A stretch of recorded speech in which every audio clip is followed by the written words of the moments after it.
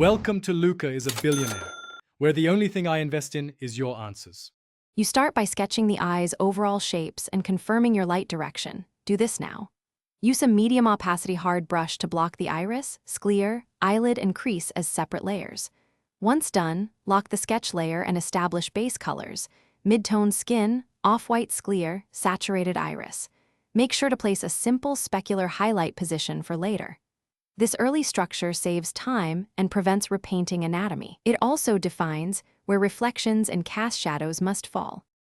Now refine form with value shifts.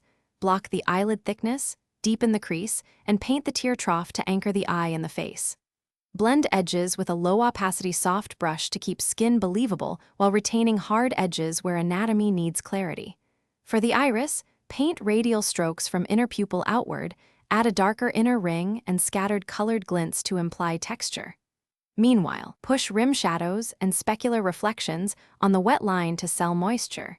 These details create convincing depth. Finish by sharpening the focal elements: crisp pupil edge, main highlight, and the top eyelid rim shadow. Add small bright reflections on the cornea using a separate layer with color dodge or screen. Keep opacity low so highlights don't clip. Once done, merge visible copies for global tweaks.